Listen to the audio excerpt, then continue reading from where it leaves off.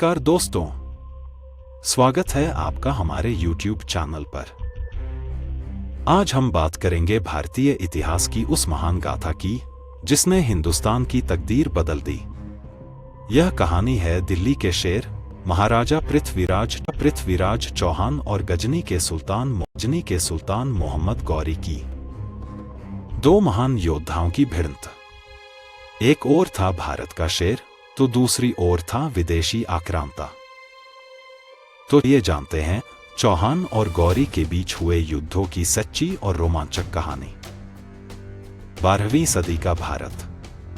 दिल्ली और अजमेर पर राज कर रहे थे महाराजा पृथ्वीराज चौहान। पृथ्वीराज सिर्फ वीर ही नहीं बल्कि न्यायप्रिय और प्रजाहितैषी राजा थे। उन्हें धनुर्विद्या और शौर्य के लिए जाना जाता था। वहीं दूसरी ओर अफगानिस्तान के गजनी से मोहम्मद गौरी बार बार भारत पर हमला कर रहा था। उसका मकसद था भारत की दौलत लूटना और यहां अपनी सत्ता स्थापित करना। गौरी ने जब पहली बार भारत की धरती पर कदम रखा तो उसे लगा आसान होगा, लेकिन सामने आए पृथ्वीराज चौहान जिन्होंने उसे पहला सबक सिखाया। साल 1191, तराइन का मैदान। मोहम्मद गौरी ने थानेश्वर की ओर बढ़ते हुए पृथ्वीराज चौहान की सीमा लांघी। दोनों सेनाएं आमने सामने आईं। गौरी की सेना में घुड़सवार और तुर्की तलवारबाज थे, जबकि पृथ्वीराज की सेना में राजपूत योद्धाओं का जोश और घमंड से भरी तलवारें थीं। युद्ध शुरू हुआ। राजपूतों के घोड़ों की टापों से धरती कांप उठी। पृथ्वीराज के सेनापति ने ऐसी मार की कि गौरी की सेना तितर-बितर हो गई। स्वयं मोहम्मद गौरी घायल हुआ और युद्ध भूमि से भाग खड़ा हुआ। कहते हैं उसे जिंदा बचना पड़ा क्योंकि चौहान ने दिखाया था राजपूताना का पराक्रम। यह था तराइन का पहला युद्ध जिसमें पृथ्वीराज चौहान की शानदार विजय हुई। पूरा भारत खुशी से झूम उठा क्योंकि पृथ्वीराज चौहान ने विदेशी आक्रमणकारी गौरी को धूल चटा दिया। गौरी हार मानने वालों में से नहीं था। उसने 16 बार पृथ्वीराज चौहान हारा। पृथ्वीराज चौहान ने उसे 16 बार माफ कर दिया, लेकिन इतिहास बदलने वाला था। उसने कसम खाई भारत को जीत कर रहेगा।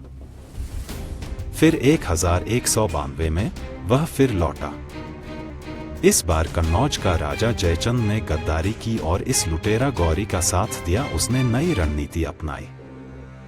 गौरी जानता था कि सीधे युद्ध में राजपूतों को हराना आसान नहीं, इसलिए उसने रात में छोटे छोटे दलों में सेना को बांटा, अचानक हमले शुरू किए और थका देने की नीति अपनाई। मैदान फिर दोनों सेनाएं आमने सामने थी। गौरी रणनीति काम कर गई, लेकिन इस बार पृथ्वीराज चौहान को मोहम्मद गौरी ने बंदी बना लिया। यह सिर्फ एक राजा की हार नहीं थी, बल्कि भारत के इतिहास का वह मोड़ था जहां से विदेशी सत्ता की नींव पड़ गई। दिल्ली की गद्दी पर पहली बार किसी बाहरी शासक का अधिकार हुआ। पृथ्वीराज चौहान मोहम्मद गौरी अपने साथ गजनी ले गया। वहां उनके साथ कैदी जैसा व्यवहार किया गया।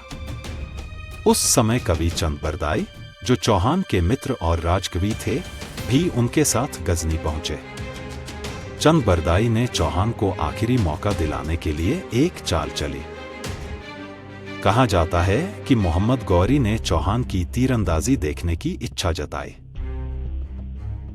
पृथ्वीराज चौहान अंधे कर दिए गए थे, लेकिन वे अब भी शब्दभेदी बाण चलाने में माहिर थे। एकलव्य के बाद पृथ्वीराज चौहान ही एकमात्र ऐसे राजा थे जो शब्दभेदी बाण विद्या जानते थे। चंद ने कविता के माध्यम से गौरी का स्थान बता दिया। ने चलाकर मोहम्मद गौरी को मार गिराया। यह आखिरी बार था जब भारत के शेर ने अपनी वीरता दिखाई। जनमानस में यह अमर गाथा बन चुकी है। दोस्तों, पृथ्वीराज चौहान और मोहम्मद गौरी की यह कहानी हमें दो बातें सिखाती है। साहस और पराक्रम से दुश्मन को हराया जा सकता है। दूसरी, अगर अपने ही लोग एकजुट न हों तो सबसे शक्तिशाली साम्राज्य भी ढह सकता है। पृथ्वीराज चौहान आज भी भारत के अमर वीरों में गिने जाते हैं। उनकी गाथा हमें हमेशा याद दिलाती है कि मातृभूमि की रक्षा लिए हर बलिदान छोटा है।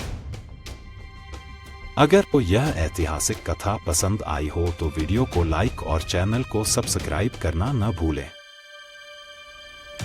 अगली रोमांचक कहानी के साथ। धन्यवाद।